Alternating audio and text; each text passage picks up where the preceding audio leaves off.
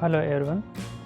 आज हम डिस्कस करेंगे जो मॉडर्न हिस्ट्री है उसके अंदर कौन कौन सी इम्पोर्टेंट टॉपिक है, कौन से आपको हाई प्रायोरिटी देनी है, कौन सा आपको लास्ट टाइम पढ़ने, कौन से आपको सबसे पहले पढ़नी है, वो आपको उसके अंदर डिस्कस करेंगे। आपके पैकेट में बुक हो गया, उसके अंदर आप निशान भी लगा सकते हो या फिर अलग सब लिख भी सकते हो। सबसे पहले आपको पढ़ना है 6th नंबर चैप्टर, उसके अंदर पढ़ना है जो रेजिस्टेंस अगेंस्ट ब्रिटिश बिफोर 1857 के अंदर है, 1857 के अंदर उसके बारे में। फिर आपको रिवोल्ट 1857 वाला पढ़ना है, ये काफ़ी इंपॉर्टेंट है, काफ़ी बार क्वेश्चन पूछा यूपीएससी ने। और अगला चैप्टर नंबर है 8 है सोशल रिलीजियस के अंदर, रिफॉर्म के अंदर, मूवमेंट जनरल फ्यूचर के अंदर ये है। फिर 9 चैप्टर है the general survey of school culture. फिर आपका 10 चैप्टर है beginning of the modern nationalism in India, ये पढ़ना होगा। फिर 11 चैप्टर पढ़ना है। फिर आपका 12 है, फिर 13 है, फिर आपका 14 है द फर्स्ट वर्ल्ड वॉर, ये वाला। फिर 15, फिर 16, फिर 17 सोशलिस्ट आइडिया, इसके बारे में पढ़ना है। फिर आपको 18 है साइमन कमीशन के बारे में पढ़ना है, नेहरू रिपोर्ट के बारे में आपको देखना है इसके बारे में।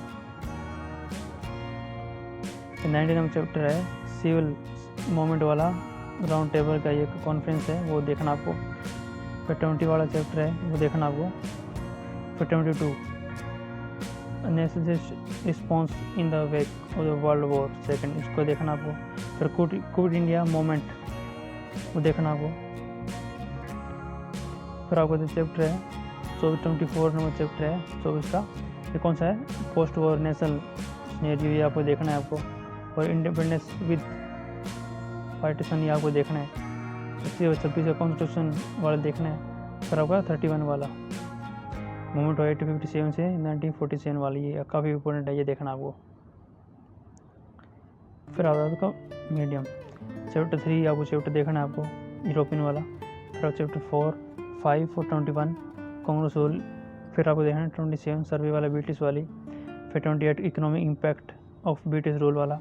फिर 29 चैप्टर है। फिर 13 और 32 है the movement of the working class, ये आपको चैप्टर देखने हैं आपको। पहला चैप्टर तो काफ़ी इंपॉर्टेंट है प्रीलिम्स के लिए, मेंस के अंदर, दोनों के अंदर।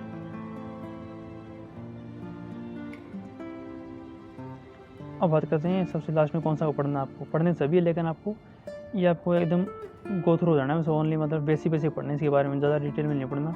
तो स्टार्टिंग चैप्टर थे मैंने बताए थे, वो काफ़ी इंपॉर्टेंट है, तो काफ़ी आपको देख के पढ़ना है, ताकि साथ में पुराने क्वेश्चन है उसको आपको देखना है। एक आप सिलेबस साथ में होना चाहिए, एक आपके पुराने क्वेश्चन है वो आपके साथ में होना चाहिए, दोनों देखते रहना है आपको।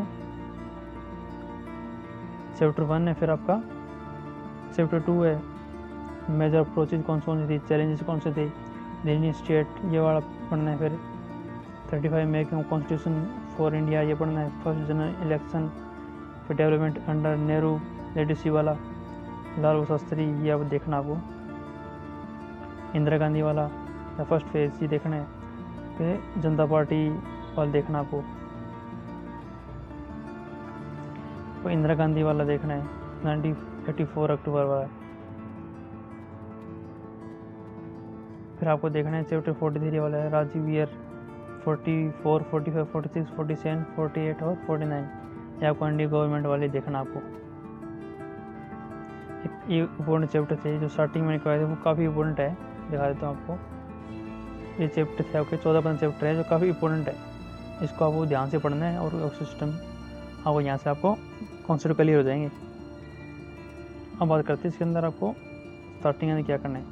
पहले क्या करना है, इसको स्टार्टिंग में बुक नहीं पढ़नी है आपको, स्टार्टिंग आपको जो सिलेबस है उसको एनालिसिस करना है यूट्यूब के अंदर, काफ़ी टीचर है तो वहाँ से आपको काफ़ी अच्छी नॉलेज मिल जाएगी। साथ में आपको पॉइंट को नोट डाउन करना है आपको, साथ में पुराने क्वेश्चन देखने हैं प्रीलिम्स के और मेंस के अंदर भी, जो थीम होती है उसको देखना, कौन से कहाँ से क्वेश्चन पूछेंगे, किस टाइप तक पूछेंगे क्वेश्चन, वो ध्यान से देखना है।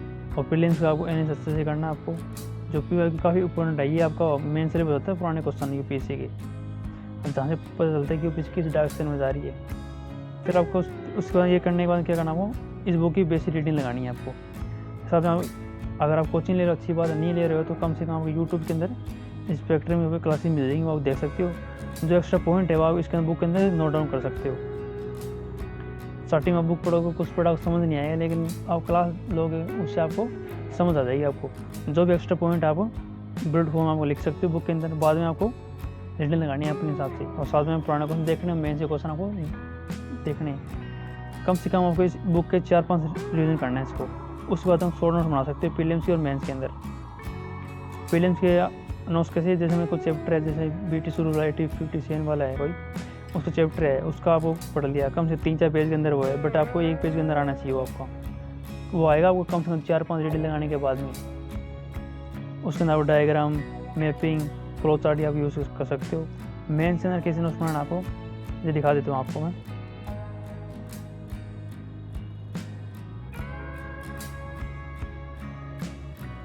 रिवोल्ट 57, इसका वो इंटर तैयार करना, ये क्या है, मतलब इसमें कौन कौन से क्या है, मेन फीचर क्या है, जो आपको मेंस आंसर राइटिंग करते हैं, जो एग्जाम के लिखते हैं, उसके हिसाब से आपको मेंस नोट्स बनाने हैं। आपको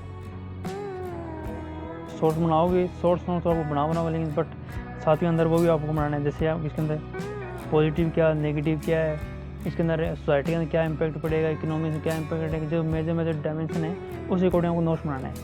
चाहे हिस्ट्री हो, चाहे कोई भी सब्जेक्ट का हो, जो मेजर ये थीम है, इसका वो इंट्रो तैयार कर लेना इनका, और सभी का कंक्लूजन आपको 1-2 पेज में रेडी हो जाना चाहिए आपको बुक के अंदर।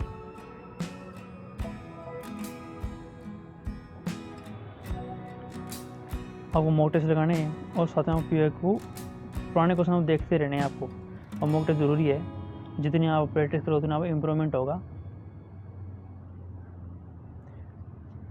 UPSC 14 क्वेश्चन पूछे थे हिस्ट्री के अंदर से, जो एंशिएंट मेडिवल और आर्ट एंड कल्चर का है, उनका मिलाकर मॉडर्न हिस्ट्री है। 14 क्वेश्चन है, 23 के अंदर 22 में 14 क्वेश्चन, 21 में 10, 20 में 20 और 19 में 17। कुछ 1-2 क्वेश्चन ऊपर नीचे हो सकते हैं, बट ये ओवरऑल इतने क्वेश्चन पूछे गए थे UPSC में। बट ये क्या है, 10 से आपको 15 क्वेश्चन के बीच में कम से कम आपको क्वेश्चन मिलती हैं UPSC के अंदर। जो मॉडर्न हिस्ट्री मिला के ancient medieval, art and culture और मॉडर्न हिस्ट्री, इसको मिला क्वेश्चन पूछते हैं UPSC, कम से कम 13-14 क्वेश्चन मिलते हैं इसको। तो ध्यान से आप देखना है, ये आपको पता चलेगा आपको कौन सा मतलब चैप्टर कितना इंपॉर्टेंट है। वो पुराने क्वेश्चन से आप हिसाब लगा सकते हो, उसका ध्यान से पढ़ना आपको, और साथ में नोट्स पढ़ना है कम से कम 4-5 रिविजन करने के बाद में। आपको लिमिटेड पढ़ना है, उसके बाद हम क्या कि उससे आपको प्रैक्टिस करनी है, और उससे आपको थिंकिंग अप्रोच है उसको आपको उसी डायरेक्शन में लाना है। आप यह वो 3 काम है। थिंकिंग के क्या अप्रोच है, मतलब कि कौन सा क्वेश्चन किस डायरेक्शन में जा रहा है, कैसा इम्पैक्ट पड़ेगा, कैसा क्या है, मेंस में कैसे क्वेश्चन आ सकते हैं, प्रीलिम्स में कैसे आएंगे, वो ओवरऑल आपको स्ट्रक्चर बना लेना आपका, तो उसी अकॉर्डिंग चलना आपको। ये हर सब्जेक्ट की ये बुक पढ़ो, स्पेक्ट्रम है, मॉडर्न हिस्ट्री, यही पढ़ सकते हो आप। बस जो आपके मतलब कोई पेंडिंग टॉपिक हो गया जो आपको छूट गया, जो बुक के अंदर नहीं है, जो मॉक टेस्ट लगाओगे ना उसके अंदर आपको मिल जाएंगे, आपको चाहे वो ओल्ड NCERT वो भी उसके अंदर मिल जाएंगे। और हिस्ट्री के अंदर आपको कोई भी NCERT पढ़ने की जरूरत नहीं है। आपको बुक बता देता हूँ मैं, जैसे एंशिएंट और मेडिवल के लिए तमिलनाडु की बुक है, NCERT +1 की है, ओल्ड NCERT करके बुक है एंशिएंट और मेडिवल की, वो इनाफ है। और मॉडर्न हिस्ट्री के लिए आप ये स्पेक्ट्रम वाली बुक पढ़ सकते हो, या और काफ़ी कोचिंग की बुक है वो भी पढ़ सकते हो आप। ज़रूरी नहीं है स्पेक्ट्रम पढ़ो, और भी पढ़ सकते हो, लेकिन जो एंशिएंट मेडिवल के लिए आप पढ़ सकते हो, ओल्ड NCERT है, तमिलनाडु बुक की है, वो आपको गूगल पे आपको PDF मिल जाएगा, आपको वहाँ से आप प्रिंट आउट निकालना है, उसको पढ़ सकते हो एंशिएंट मेडिवल के लिए। जो एंशिएंट और मेडिवल का ज़्यादा पोर्शन किसको देखना, वो आर्ट एंड कल्चर का देखना आपको, प्रीलिम्स के अंदर भी मेंस के अंदर भी। जो आर्ट एंड कल्चर के मैंने NCERT वो काफ़ी इंपॉर्टेंट है, साथ में जो नितिन सिंघानी का सेक्रेटरी चैप्टर है वो आपको पढ़ने हैं। आपको सभी बुक नहीं पढ़नी, जो सेक्रेटरी चैप्टर है उसको ज़्यादा अच्छे से पढ़ना है।